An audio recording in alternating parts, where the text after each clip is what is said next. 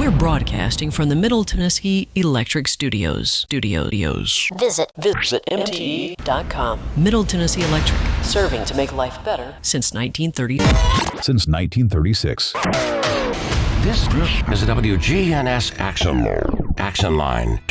Talking with Rutherford County newsmakers for 78 years. Since 1947. This is the WGNS Action Line.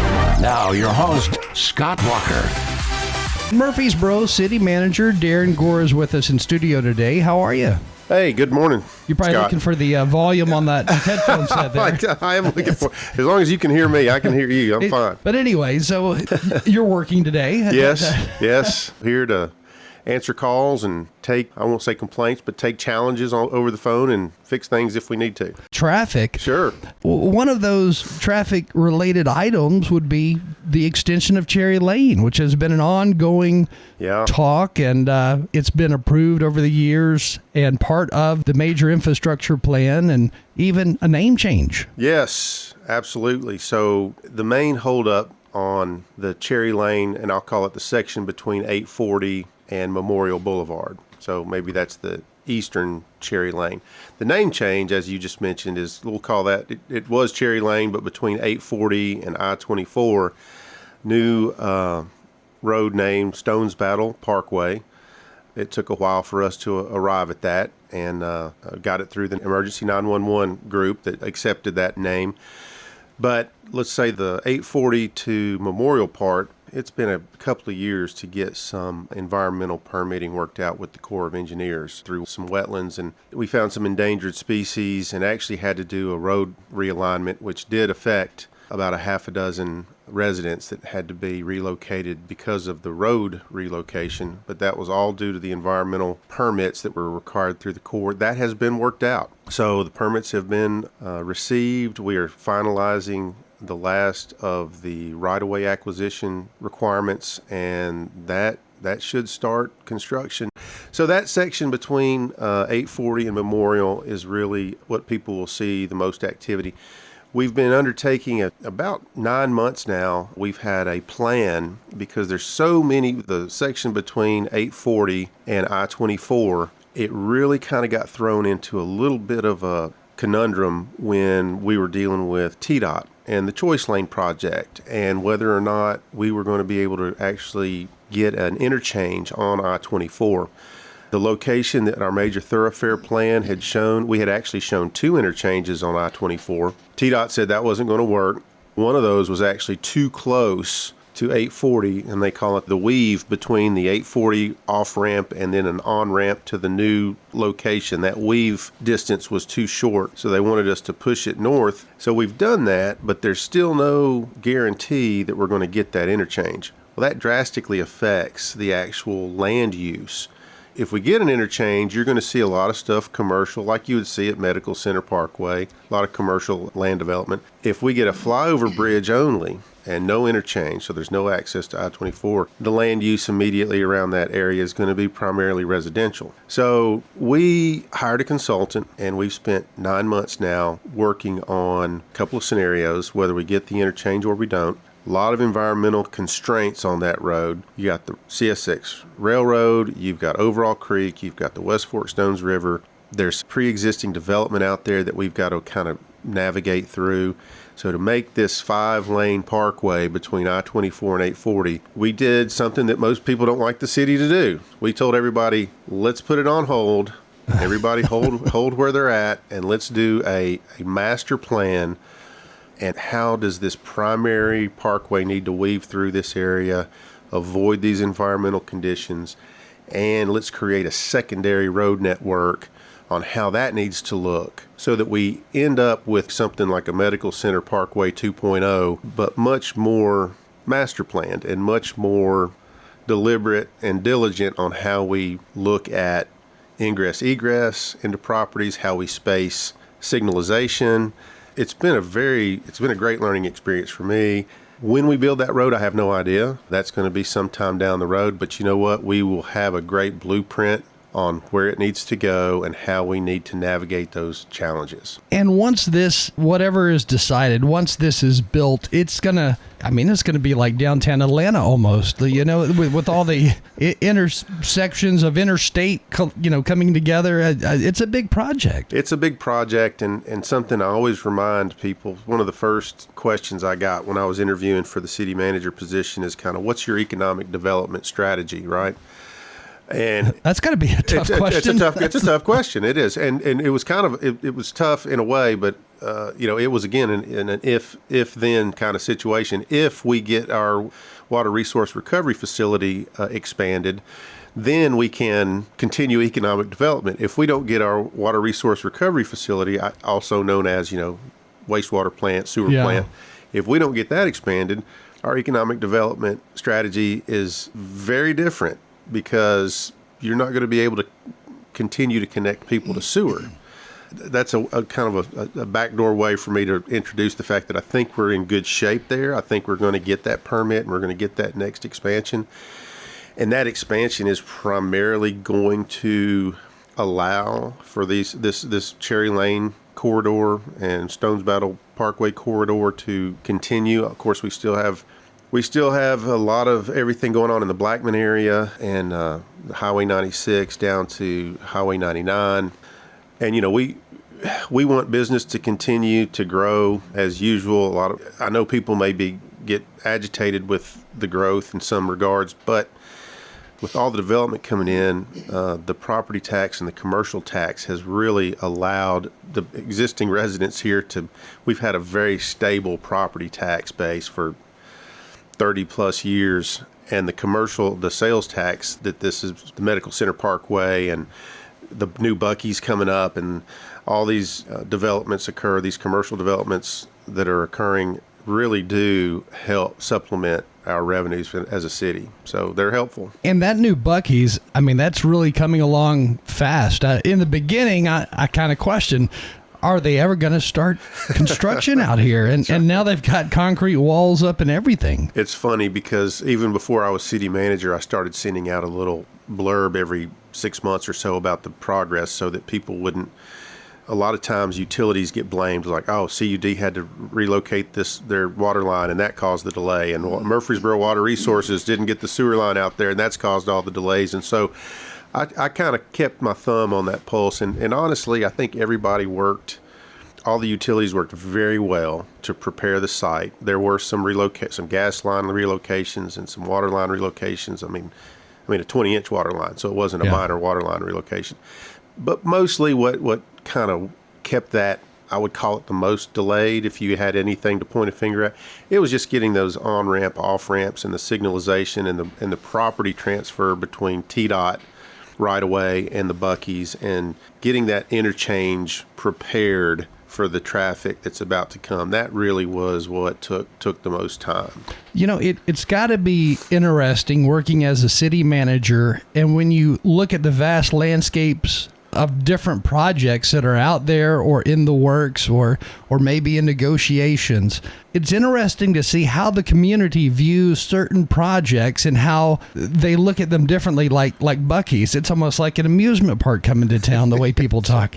But you look at the size of Buc-ee's, then you look at the size of some huge corporation that's, maybe moving here. Well, local folks are more interested in the Buc-ee's, it seems like, than this other corporation that may bring 1,000 jobs. Well, I've been really in the past year working on understanding more of the economic impact that these type of developments come. And the beauty of Buc-ee's is you do have transient visitors, if you want to call them that, where they come in, I think the average spend at Buc-ee's is around $100, right? So they come in, get gas, go buy some brisket and some jerky and nuggets, and they get back in their car and they move on. And from the city's perspective, you're like, hey, that's sales tax money. Yeah.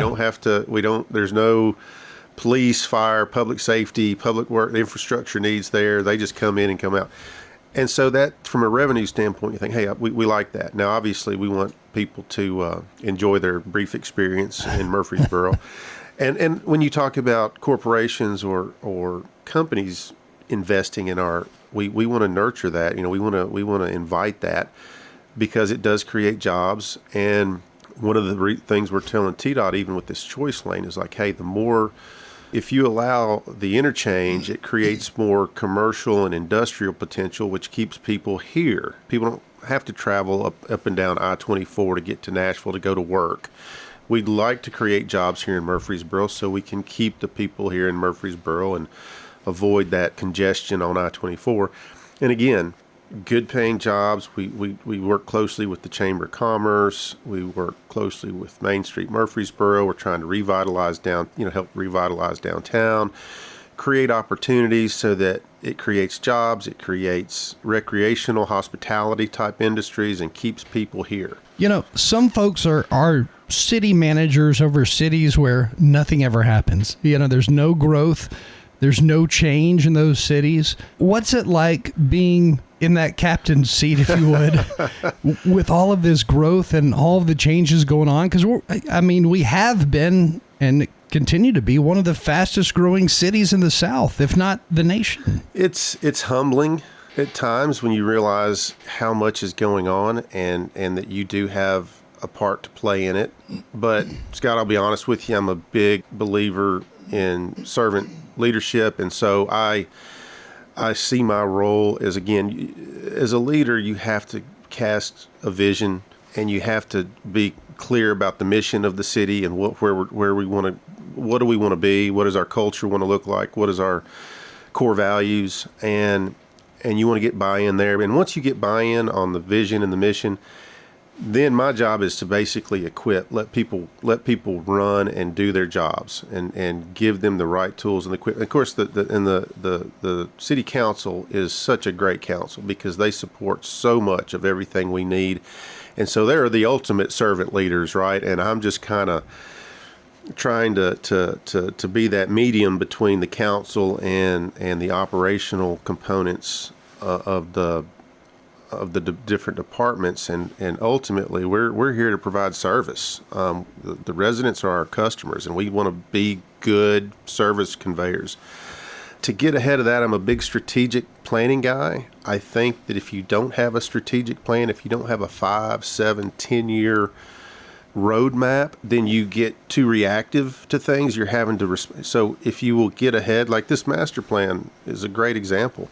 This is a roadmap, and I may not even be here when this ultimately gets built, but it's a roadmap for the people behind me. I've been given good roadmaps. I'm standing on the shoulders of previous leaders that left me good roadmaps. And so the council really wants to see 5, 7, 10-year horizon. This is the thing about strategic planning. It doesn't have to be 100% accurate, but you need a target. And if you get 2 or 3 years into that and realize that target needs to shift, well, then shift to the target. But always, people can see what's in front of them and can react to things. I think where good leaders and good city governance is you create the vision and that 5 to 10 year roadmap, you work the plan. Yeah. That's it. And so that's what I try to do, is try to work the plan and give everybody the equipment they need to work the plan. A lot of what you said, it almost makes it simple to, I guess, better understand the city, how the city operates, new projects and so forth, whereas you've got some cities across the nation that get so wrapped up in the thick of thin things that they're spending all their time micromanaging. Yeah. And then you don't get anywhere. Yeah, micromanaging is not my style. I do have routine meetings with every department, and I tell them in those meetings, this meeting is not, we have monthly meetings, and this is not to micromanage. It's for you to tell me what you need, and it's for me to listen and basically hear things that you're telling me, and then me discerning how can I help them get over a challenge or move the ball forward. So sometimes people don't feel empowered to do it, and my job is to say, hey, if you don't feel empowered, let's get you that empowerment. Let's move the ball forward. And another big thing that I do, and as the city manager, is we have to drive decisions, and ultimately the council, they're the decision makers, and the only way they can make decisions is if they're educated and informed. So we do a lot of KPI, a lot of key performance indicators, a lot of metrics, create a lot of trends. for people to feel comfortable making decisions, they have to have the proper frame of reference. Where were we in this regard last year? How do we compare to our peers? How does our internal, how do our employees feel about, moving into this endeavor? You answer those kind of questions, council can make a good informed decision, and bam, we're off to the races then, bud. Where we can't get is in this analysis paralysis. We get static, and the council's apprehensive about making a decision. We're not giving them the material or the information for them to make the decision, and then you get stuck. So my job is we can't get stuck. Again, with us in studio, we have Murfreesboro City Manager Darren Gore. And if you have any questions for him, feel free to text those in 615-893-1450. Had somebody text in kind of a funny question here. They were asking, did you ever picture yourself saying that people would go to a gas station and spend $100 when not talking about just fueling up? No, I didn't. I wouldn't either. Yeah, Buc-ee's is an interesting phenomenon for sure. It is, and depending on where you are in the country, if you're on a road trip or something, there's some other gas stations out there that are, I would say, almost as big as Buc-ee's, but for some reason they don't have the same popularity as Buc-ee's. I mean, it is wild what they have done with their brand. Yeah.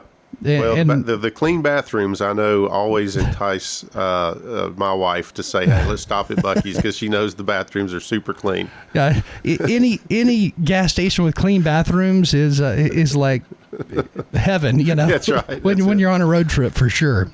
One of the other questions we had, by the way, I wanted to ask again, the name, the Cherry Lane extension and the whole project and all that.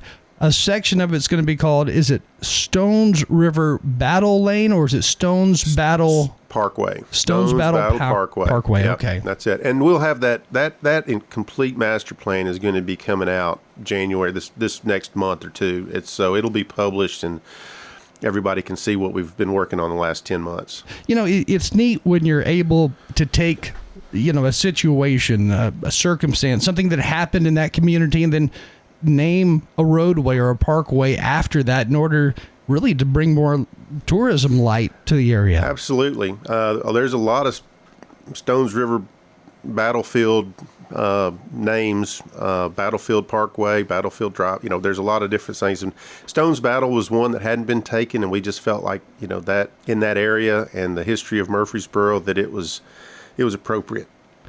Here's a question that I think ties right in with all of what we're talking about, and that is Murfreesboro prepared for the impact of future growth tied to I-24 and regional expansion? And you probably answered a lot of that just talking about that Cherry Lane project. Yeah, we have. So what I've learned also, getting infrastructure. There's,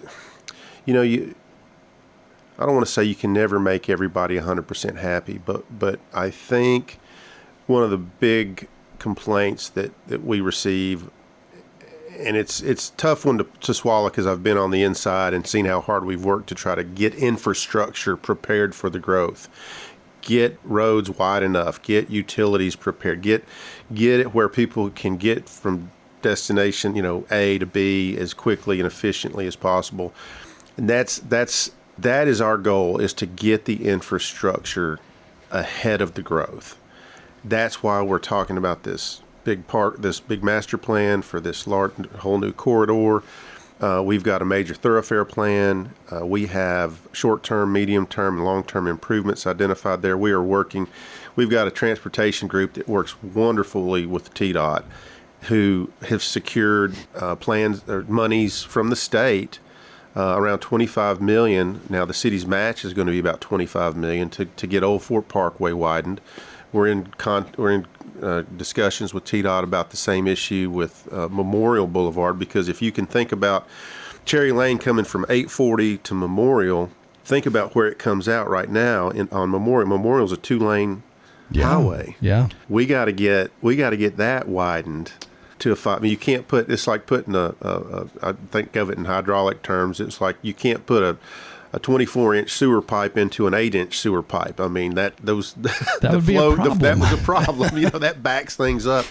So we're talking to them about Memorial Boulevard. We're engaged with the county. We have a quarterly meeting with the county and the other municipalities in the county to talk about road projects and infrastructure projects. Again, communicate. We are constantly trying to get ahead and again, forecast and predict where we need to go next in the next 5 to 10 years.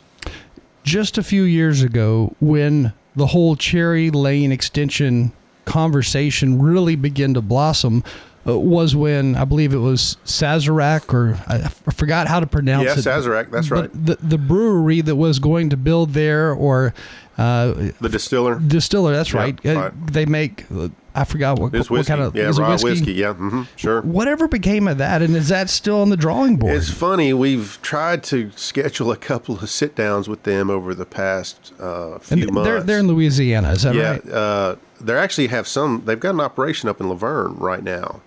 I don't think it's distilling. It may just be more of a warehousing, distribution stuff like that. Type stuff. Right. Yeah. I'm not sure where they distill right now. They still have the property that is on the section of Stone's Battle between, it's very close to I-24. I know there was some controversy about where it was located in proximity to residential, but we've tried to sit back down with them and find out what their plans are. Of course, if we don't get the interchange on I-24, that probably will influence their decision on whether or not they're going to develop there. If we do get the interchange, then it could be that, hey, everything's still on go and they're just, COVID, you hate to blame everything on COVID, but it really did hit a lot of reset buttons and people just went into, we're not making any major decisions now. And then the financial market, right, again, is the interest rates and different things. It's affected a lot of projects that we thought were green light go, and they've just kind of sputtered. So I know that's a again, if we get the interchange, if we don't, we need to sit down with Sazerac. That may be the discussion we have with them, and they may just tell us what I just told you. Is, hey, it depends, right? Yeah. Another project that we saw, and I believe this was either right at the beginning of COVID or right in the middle of COVID. I can't recall, but that was the idea of this company coming in and building this massive sports complex at the intersection of 840 and Broad Street.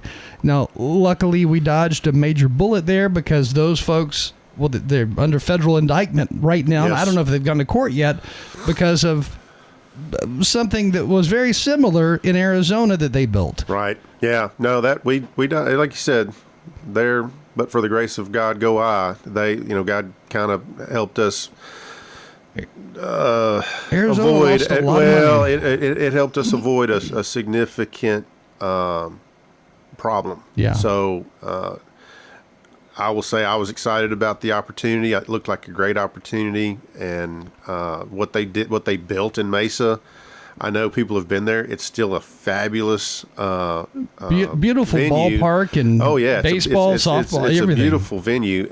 Now it didn't make the revenue, and the bonds that were issued were basically letters of commitment were fraudulent, and so we didn't have to go through that, fortunately. But when you hear from companies, when you hear from individuals or nonprofit organizations, whatever the case is, and they bring you these plans, these ideas, and they say, we want to build here, it's hard not to get excited for some of them because you read over their business plan, their model, and some of them sound great. It is. Until you dive deeper into it.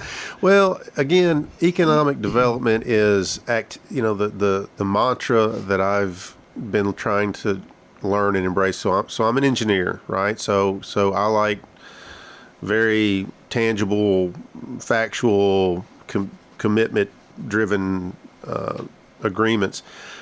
A lot of things in the economic development world is, hey, activity breeds activity. You've got to get that initial project in, and the Keystone development is one of those, where the hotel, it's like, well, if we build this, the apartments and multifamily, well, that's going to drive the the condominium, the for sale units, and then that's going to drive a hotel. So it's kind of like, if we build this, well, then we think we're going to build this, and so it's kind of, and you're like, well, I want somebody to put it on paper and commit to it right now. And they're like, well, we can't. Yeah. The lenders won't commit that money until they see the activity, and then they can develop the pro forma, and then they can say, okay, we see enough activity now that we're going to lend you that money. So you do get excited, and you say, hey, if we can get this one project, then it's going to create these other and so you see this, you hope that it just has this mushroom effect.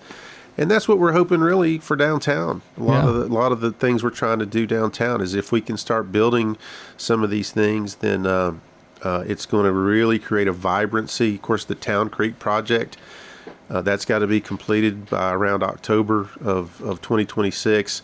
We're really hoping that creates some momentum and some excitement for these other projects. So I'm still learning on this stuff, and I've gotten a great 18 months of crash course in a lot of these things, but I'm still trying to suck a lot of it in. Here's another question that was texted to us, kind of an interesting question, and it's asking, what feedback from residents do you hear the most, and how does that shape policy or ideas on planning for the future? Well, I know we do have on any kind of major projects, we do have neighborhood meetings. So we sit down with people that are going to be pretty much directly affected by a roadway improvement. I actually had a meeting with a group of downtown property owners about One East College kind of coming back. It's resurrected, if you will, to some degree. And they came in and they said, it was basically a concerns list. It's like, we have a concern about this, we got a concern about this, we have a concern about this. And so I take copious notes. I'm a big. This was recent. This was recent. This was last week. This was the day before. This was Christmas Eve. Yeah. And had a council member there present, and I've took notes, and I'm going to send those notes out to the council and say, hey, these are the concerns that this particular group had. We are going to have another downtown stakeholder meeting about the project before it's officially, gets signed off on. That's the kind of process. People who are affected, and it doesn't necessarily even need to be people that are directly affected. We have public hearings. We have if One East College comes back, it's got a planned unit development zoning right now. That PUD's going to have to get redone based on their revised plans. That's going to be open up for public hearing. People can come in and say, hey, this is what I would like. This is what and if you have enough people saying the same things, that influences the council. And that's the great governing municipal system we have, is people do have the privilege and the right to come in and make comments. And the council, it does react to that. But we try to facilitate a lot of that through neighborhood meetings and making sure that we do get as much input as possible. One of the platforms or the core values that I try is transparency, and I know that may be an overused term, and people kind of scoff when governments say transparency. But we really are striving to be the most transparent city that you can interact with. We have to take a short break, and I know we're almost out of time, but we still have to fit in this break real quick here. Then we'll come back and wrap it up. Again, with us in studio today, we have Murfreesboro City Manager Darren Gore. 35 years. That's how long your family has trusted my family to care for your pets. Hi, this is Amanda from Animal City. From the entire team here at Animal City, we want to say thank you, Murfreesboro, for allowing us to be your local pet and pet product experts. We have grown up with you, and we're grateful. Stop by and celebrate 35 years of local love with us. Animal City, it's more than a store, it's our home. Animal City, 919 Northwest Broad Street in Murfreesboro. This message brought to you by the Central Tennessee Regional Solid Waste Planning Board. Visit recyclerightTN.com for tips, ideas, and locations on where to recycle near you. That's recyclerightTN.com. Recycle right, it's all on you. Don't be trashy, recycle classy, recycle right, Tennessee. Go to recyclerightTN.com. Recycle right, Tennessee. May your new year be filled with blessings and good health. I'm Terry Deal, Executive Director at Adams Place, where our families join in sending heartfelt wishes of happiness and wellness for the year ahead. Discover Adams Place. Our beautiful community offers water aerobics in the indoor heated pool, a welcoming library, fun activities, and so much more. Start your new year with joy at Adams Place, 1927 Memorial Boulevard, right across from Walmart. The Action Line on FM 101.9 and AM 1450 Murfreesboro, FM 100.5 Smyrna. Listen and watch at WGNSradio.com. Again, on the air with us in studio today, we have Murfreesboro City Manager Darren Gore. Here is another question, and it asks, what are the city plans for the old city school maintenance shop on Salem Road? Yes, so we relocated, I think they're talking about the Murfreesboro City School school bus facility it's actually been moved to Rutledge Drive off of Broad Street. So that's a new facility that backs up to the railroad tracks, but that old facility on New Salem Highway, that is being occupied currently by some of our facilities maintenance, our traffic technicians and our signage people that make signs for us for the city, some employees out there. So some of our transportation group has occupied that old facility.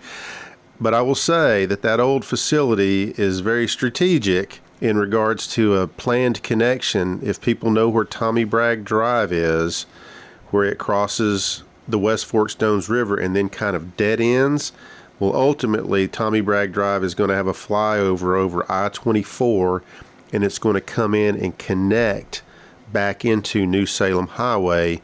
And that old school bus facility is, in effect, going to be the right-of-way for that new road. So that facility will get demolished, and we'll have a connection between New Salem and Tommy Bragg Drive.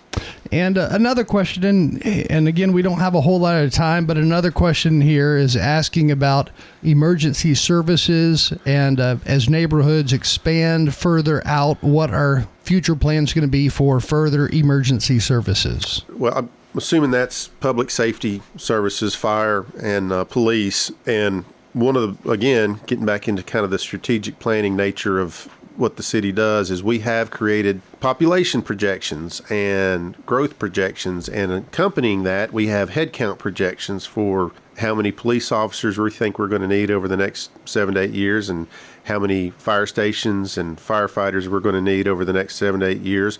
And so we track the population trends and we budget. I've given the council a headcount projection, and associated with that is salaries and costs and new precincts and new fire stations. And so we plan ahead, and we absolutely anticipate growth, and we anticipate the accompanying public safety personnel and facilities to accommodate that growth. While we only have 1 minute left, in fact, less than a minute, do we have a full head count yet as far as the population actually goes in the recent census, special census that was done? I mean, do we know about how many people are in Murfreesboro now? We know about how many, and it's done more on so they got rid of I don't want to burn the whole minute here, but, well, I'm going to burn the whole minute. But we don't have to do special census anymore. They actually changed the state law that I believe it's the Boyd Center, the University of Tennessee Boyd Center, can do projections of population. And I think that's